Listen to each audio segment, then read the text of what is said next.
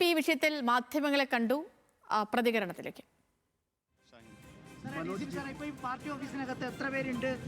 അത് പറയാൻ പറ്റില്ല, അകത്ത് നമ്മൾ നോക്കാം. അത് പറയാൻ പറ്റില്ല, പ്ലീസ്. അത് പറയാൻ പറ്റില്ല.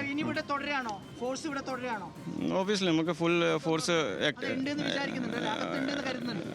അങ്ങനെ പറയാൻ പറ്റില്ല. പക്ഷെ നമ്മുടെ ഫുൾ ഫോഴ്സ് എല്ലാ സ്ഥലത്തും ഉണ്ട്. ഇപ്പോൾ നിൽക്കുകയാണ്. മുഴുവൻ ആളുകളെയും എങ്ങനെ അറസ്റ്റ് ചെയ്യാനാണ്? വീടുകളിൽ കയറോ? എങ്ങനെയാണ് നമ്മുടെ നീക്കം? അത് ആസ് പെർ ലീഗൽ പ്രൊസീജിയർ എല്ലാം ഫോളോ ചെയ്ത് നമുക്ക് പിടിക്കാൻ. ആയതുകൊണ്ടാണോ ഇത്ര വലിയ സമ്മർദ്ദം വന്നത്? നമുക്ക് അങ്ങനെയൊന്നുമല്ല. അത് നിങ്ങൾ കണ്ടിട്ടുണ്ടാവും എന്താണ് സംഭവിച്ചിട്ടുണ്ട്. ഓരോ ഗവൺമെൻറ് ഉദ്യോഗസ്ഥർ അങ്ങനെ ഒരു വർക്കിന് പോകുമ്പോൾ തടസ്സാൻ പാടില്ല, അത് ആക്രമിക്കാൻ പാടില്ല. അത് വളരെ മോശമാണ്. അതുകൊണ്ട് ഇറ്റ്സ് എ ക്രിമിനൽ ആക്ട്. നമ്മുടെ ഇല്ല, നമുക്ക് മാൻ പവർ ഉണ്ടായിരുന്നു, ഫുൾ ബ്ലേസനും കൂടി ഉണ്ടായിരുന്നു. പരിശോധിക്കുക ഉണ്ടെങ്കിൽ ഡെമോക്രാറ്റിക് റൈറ്റ് ഉണ്ട്, എല്ലാവർക്കും പ്രതിഷേധിക്കാം. പക്ഷേ ആക്രമിക്കാൻ പാടില്ല.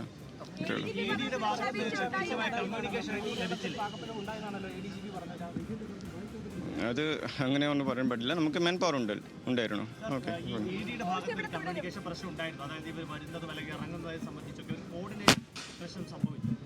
അല്ല, അവരുടെ പ്രൊസീജിയർ എന്താണ്, അവരുടെ രീതിയിൽ ചെയ്തത് നമുക്ക് പിന്നെ മനസ്സിലായത് കൊണ്ട് ഫുൾ ഫോഴ്സ് പ്രൊട്ടക്ഷൻ കൊടുത്തത്. അത് എനിക്ക് കിട്ടിയിട്ടില്ല, പക്ഷേ മേ ബി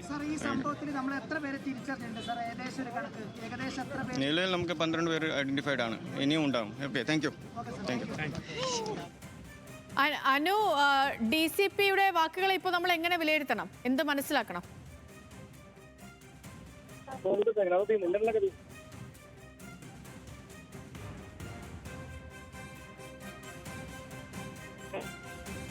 അനു, കേൾക്കാമോ? അനു, ഡിവൈഎഫ്ഐ പ്രവർത്തകരായ നിതിൻ രാജ്, മനോജ്, ജീവൻ, ശ്രീജിത്ത് എന്നീ 4 പേരാണ് പോലീസിന്റെ പിടിയിലായിരിക്കുന്നത്. ഇതുകൂടാതെ മുൻ കൗൺസിലർ, ആറ്റുകാൽ കൗൺസിലർ ചാല ഉണ്ണി, അതുകൂടാതെ ഡിവൈഎഫ്ഐ നേതാവ് ഷാഹിൻ എന്നീ 2 പേർ അല്പസമയത്തിനകം പോലീസിനെ കീഴടങ്ങും. മറ്റ് പ്രതികളും ഏകദേശം മറ്റ് 3 പ്രതികൾ കൂടി ഇന്ന് തന്നെ പോലീസിനെ കീഴടങ്ങുമെന്നാണ് അറിയിക്കുന്നത്. നിലവിൽ ഇപ്പോൾ 4 പേർ പോലീസിന്റെ പിടിയിലായിരിക്കുന്നു. അവരുടെ പേര് നിതിൻ രാജ്, മനോജ്, ജീവൻ, ശ്രീജിത്ത്.